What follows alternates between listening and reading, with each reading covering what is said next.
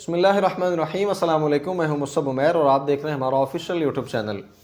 موجودہ جو صورتحال چل رہی ہے اس کے حوالے سے تازہ ترین کچھ اپڈیٹس کے ساتھ دوبارہ آپ کی خدمت میں حاضر ہیں۔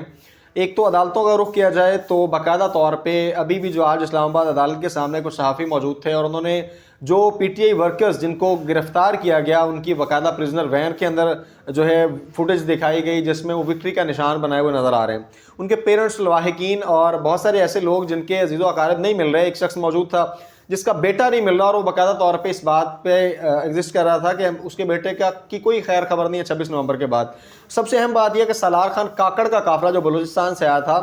اس کی بڑی ہائپ کریٹ کی گئی تھی اور جو اس کے علاقے کے لوگ ہیں وہ باقاعدہ طور پہ بیانیہ ظاہر کر رہے ہیں کہ 21 نومبر سے وہ سالار خان کاکڑ وہاں سے نکلا ہوا ہے، اس کے ساتھ کچھ 100+ لوگ گرفتار ہیں اور وہ سارے کے سارے بلوچستان کے سٹیک ہولڈرز ہیں۔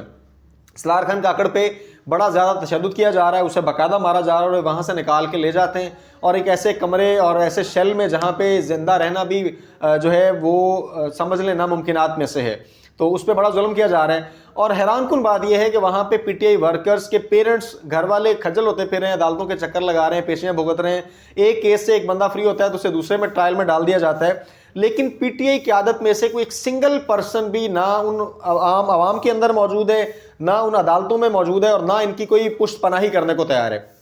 سوال یہ پیدا ہوتا ہے یہ سارے کے سارے لوگ جنہوں نے گرفتاریاں دی ہیں، یہاں تک کہ اسلام آباد کی اس ہولی کے اندر جنہوں نے اس سانحہ اسلام آباد میں شہادتیں حاصل کی ہیں یا جو زخمی ہوئے ہیں، ان لوگوں نے کس کے پیچھے قربانیاں دی ہیں؟ اگر پی ٹی آئی کی مین قیادت میں سے، کے پی کے منسٹرز میں سے، M N A M P As میں سے کوئی ان کے پیچھے کھڑے ہونے کو تیار نہیں ہے تو یہ لوگ کس کے پیچھے آئے تھے؟ باقاعدہ طور پہ جو ادھر عوام موجود ہے ان کا بیانیہ ہے کہ یہاں کے پی کے کی M P A M N A ship میں سے کوئی بندہ نہیں آیا۔ ہمارے علاقے میں کہتے ہیں 4 ایم پی اے ہیں، 2 ایم این ایز ہیں، ان میں سے کوئی بندہ نہیں آیا۔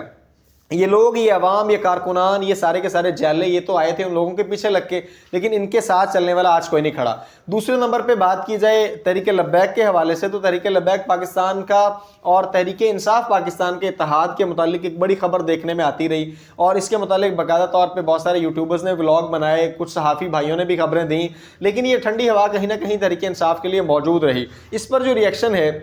وہ اگر بات کی جائے جو شورا کے لوگ ہیں ان کا بھی کہیں نہ کہیں ذہن سازی اس قدر موجود تھی یا ان کا ذہن بھی آمادہ تھا کہ تحریک لبیک جو ہے وہ پی ٹی آئی کے ساتھ مل کے الائنس کر سکتی ہے، لیکن اختلاف کس بات کا ہے کہ فیض آباد دھرنے کے اندر جو تحریک انصاف نے ان پر ظلم کیا تھا وہ ظلم غلط ہوا، اس کو وہ ایٹ لیسٹ پی ٹی آئی آج مان لے، پی ٹی آئی اس بات کو ایڈمٹ کرے کہ جو ظلم تب عمران خان صاحب کے دور میں ہوا تھا وہ ان سے اسٹیبلشمنٹ نے کروایا، سارا مدعا اسٹیبلشمنٹ پہ ڈال کے تو ہمارا الائنس اس بنیاد پہ ہو سکتا ہے کہ 2 بنیادی شقیں ختم نبوت کا کام کرنے کے لیے ہم ایک پیج پہ اکٹھے ہوں گے اور ناموس رسالت کے معاملے میں اکٹھے ہوں گے، تو اس کے علاوہ باقی ساری شرائط جو ہیں وہ پی ٹی آئی کی مان کے ہم ایک پیج پہ اکٹھے ہو سکتے ہیں۔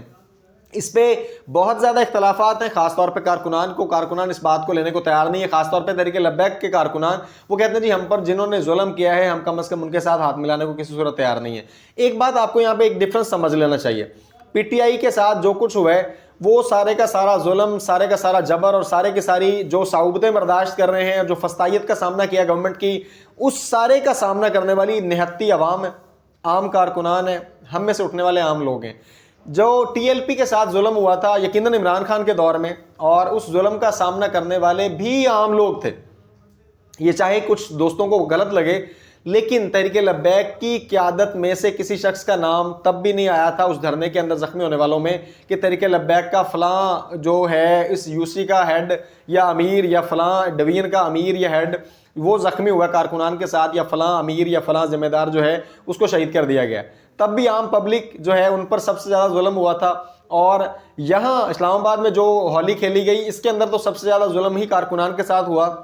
جو قیادت ہے وہ تو ڈیفینیٹلی اس ڈی چوک سے 1.5 کلومیٹر پیچھے چاندنی چوک پہ آخری سٹاپ تھا، اور جو آخری 2 بھاگنے والے لوگ تھے وہ بشرا بی بی اور علی مین گنڈا پور تھے۔ اب ایک اہم معاملہ یہاں پہ ایک اور ہے، علی مین گنڈا پور صاحب کی کل کے روز جو ہے گزشتہ روز 2 آڈیوز مزید لیک ہوئی ہیں، اور سب سے اہم بات یہ ہے کہ وہ بندہ جو دن رات جن کی صحافت کا جو کہہ لیں مدعا اور سارے کا سارا منبع و مرکز ہی پی ٹی آئی ہے اور سارے کے ساری پہچان ہی پی ٹی آئی بن چکی ہے، عمران ریاض خان کے بارے میں علی امین گنڈا پور کی غلیظ زبان، انتہائی جو ہے گندی گالیاں ان کے بارے میں دینا یہ تشویشناک ہے، اور علی امین گنڈا پور کو سمجھ لیں اس قدر ورتھ، ویلیو، پاور یہ کون دے رہا ہے کہ وہ ان کے ہتھے جو چڑھتا ہے یہ اس کی کر تسلی دیتے ہیں۔ وہ اب آبویسلی ایک لاہور کی قیادت میں سے بڑا ان کا مین بندہ جو سارے مظاہرے میں فرنٹ لائن پہ لیڈ کرنے والا، ویڈیوز موجود ہیں سوشل میڈیا پہ جن میں وہ باقاعدہ طور پہ ایگزسٹ کر رہا ہے کہ جی پی ٹی آئی کا جو قافلہ کھڑا تھا وہ ان کی رکاوٹ جو بنی ہوئی تھی، جو ڈی چوک جانا چاہ رہے تھے، تو سارا پروٹوکول جو تھا وہ تو سی ایم کا تھا، سی ایم کے پی کے آبویسلی علی امین گنڈا پور کا، اور وہ وہاں پہ جو اشتعال زدہ لوگ تھے، جو لوگ وہ وہاں پہ مطلب اس قدر بکھرے ہوئے تھے، وہ کہہ رہے تھے علی امین گنڈا پور بھاگ گیا تو ہمیں راستہ تو دینا، اپنا پروٹوکول سائڈ پہ کرے، اپنی گاڑیاں ہٹائے تاکہ ہم گزر کے ہم تو ڈی چوک جا سکیں، یہ بندہ خود نہیں جانا چاہ رہا تو ہمیں تو جانے دے۔ اب وہ رد عمل آ رہا ہے، جن لوگوں نے بزدل کہا ہے، جن لوگوں نے ریئیکشن دیا ہے، جن لوگوں نے کہا علی امین بھاگ گیا، علی امین گنڈا پور صاحب ایک ایک بندے کا نام لے کے گندی غلیظ گالیاں دے رہے ہیں۔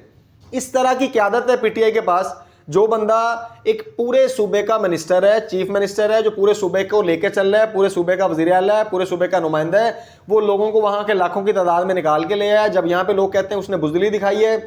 ہمیں اکیلا چھوڑا ہے، ہمیں آگے نہیں لے کے گیا، یا ہمارے لوگوں کو مروایا ہے، آج ان کے سر پہ کھڑا ہونے والا کوئی نہیں، تو وہ ان لوگوں کو مینشن کر کر کے گندی گالیاں اور دھمکیاں دے رہا ہے کہ میں یہ کر دوں گا اور میں وہ کر دوں گا۔ اس پہ اب سوچنا یہ ہے کہ کے پی کے پاس، کے پی کے گورنمنٹ میں دینے کے لیے پی ٹی آئی کے پاس یا عمران خان صاحب کے پاس کوئی اس سے بہتر آپشن کوئی نہیں تھا۔ اور ایک اہم نقطہ یہ ہے کہ جو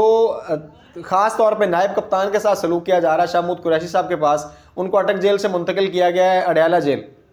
چانسز تھے بہت زیادہ کہ ان کی ملاقات کی خواہش انہوں نے ظاہر کی تھی عمران خان صاحب سے، ان کی ملاقات کے لیے ان کو وہاں پہنچایا گیا، اور ملاقات کے پیچھے مدعا اور جو ہے مقصد کیا ہے کہ وہ کہیں نہ کہیں خان صاحب کو مذاکرات کے لیے قائل کریں۔ اور اب کوشش کی جا رہی ہے کہ وہ اسٹیبلشمنٹ کے ساتھ جو مذاکرات نہیں ہو پا رہے، یا گورنمنٹ کے ساتھ جو ایک پوری سیٹنگ نہیں ہو پا رہی، یا جو 24 نومبر کے دن بھی جب پتہ تھا کہ قافلہ نکلا ہوا ہے، پی ٹی آئی کا کارکنان سڑکوں پہ ہیں اور وہ ڈی چوک کا رخ کیے ہوئے ہیں، ساری رکاوٹیں عبور کر رہے ہیں، اس دن 3 ملاقاتیں خان صاحب سے ہوئی ہیں لیکن بات کسی سطح پہ نہیں پہنچی۔ اس کی بنیادی وجہ یہ تھی کہ خان صاحب کسی چیز کو ماننے کو تیار نہیں ہے۔ شاہ محمود قریشی صاحب کو اب استعمال کیا جا رہا ہے۔ شاہ محمود قریشی صاحب کے بارے میں وہ ہائپ کریٹ نہیں ہوتی جو صنم جاوید کے بارے میں ہائپ کریٹ ہوئی، یا پی ٹی آئی کے باقی ورکرز کے بارے میں ہائپ کریٹ ہوتی ہے۔ اس کی بھی بنیادی وجہ ہے کہیں نہ کہیں خان صاحب کے اپنے خاندان سے اشارے ہیں کہ شاہ محمود قریشی صاحب کی خبر کو یا ان کی گرفتاری کو یا ان کی چیزوں کو زیادہ ہائی لائٹ نہ کیا جائے، یا ان کو سوشل میڈیا پہ یا ایون مین اسٹریم میڈیا پہ اتنا نہ دکھایا جائے، تاکہ یہ بات کہیں نہ کہیں ان کے اپنے گرد ہی گھومتی رہے۔ شاہ محمود قریشی ایک ویلیوبل بندہ ہے اور وہ پارٹی کے اندر ایک لیڈنگ کوفیشنٹ بھی ہے۔ اب دیکھتے ہیں اس ملاقات سے جو وہ خان صاحب سے کرنا چاہ رہے ہیں، ابھی تک وہ ملاقات نہیں ہو سکی، لیکن اس ملاقات سے نتیجہ کیا اخذ کیا جاتا ہے۔ دوسرے نمبر پہ جو باقاعدہ طور پہ اسٹیبلشمنٹ کی طرف چیزیں راغب کی جا رہی ہیں، اب حکومت جو ہے وہ ریاست کی ذمہ داری بنا رہی ہے، اور ڈی چوک میں جو کچھ ہوا ہے اس کا ذمہ دار ریاست کو ٹھہرا رہی ہے، اور ریاست کا دوسرا ترجمہ اور ٹرانسلیشن سیدھے سیدھے الفاظ میں اسٹیبلشمنٹ ہے، اور حکومت اس ساری چیزوں کو ماننے کو تیار نہیں ہے۔ رات فیصل واڈا صاحب نے جو گفتگو کی ہے وہ باقاعدہ طور پہ اس بات کا اندیہ دیتی ہے کہ اب اسٹیبلشمنٹ بھی جو ہے وہ گورنمنٹ کی اس گھٹیا پالیسیوں سے تنگ آ چکی ہے، اور جو کچھ انہوں نے کیا ہے وہ مزید اب چھپنے والا نہیں، اور آنے والے حالات جو ہیں وہ مزید بدلاؤ کی طرف جا رہے ہیں۔ اس سارے کے سارے سنیریو کے اندر سمجھنا یہ ہے کہ اپوزیشن جماعتیں وہ جتنی بھی ہیں اس گورنمنٹ کے سامنے، اس فسطائیت کے سامنے، ظلم اور بربریت کے سامنے کوئی احتجاج کرنا نکلے گا، وہ تحریک لبیک ہوگی، جماعت اسلامی پاکستان ہوگی، جمعیت علماء اسلام ہوگی، یا تحریک انصاف ہی کیوں نہ ہوگی۔ اب اگر ایک روایت قائم کر دی گئی ہے کہ اسلام آباد کے اندر مظاہرین کو روکنے کے لیے سیدھی گولیاں چلائی گئی ہیں، ان گولیوں کا حساب اگر نہیں ہوتا، آنے والے دور میں ان ساری پارٹیوں جن کے میں نے نام لیے ہیں، ان کے ورکرز کو سوچ سمجھ کے گھروں سے نکلنا چاہیے کہ یہ لوگ اس قیادت کے پیچھے جان دینے کو تیار تو نہیں ہے جو قیادت بعد میں ان کی گرفتاریوں یا ان کی جیلوں کے اندر جانے کے بعد ان کی کیسز کی پیروی کی بجائے ان کو بالکل سرے سے بھول جائے۔ اور جس طرح آج پی ٹی آئی کے کارکنان نہتے اور باقاعدہ طور پہ بیچارے سڑکوں پہ کھجل ہوتے پھر رہے ہیں، اور وہ لوگ جو لاپتہ ہیں ان کا کوئی پرسان حال نہیں ہے، تو باقی جو جماعتیں ہیں ان کے کارکنان کو بھی سوچ سمجھ کے ہوش کے ناخن لینے چاہیے۔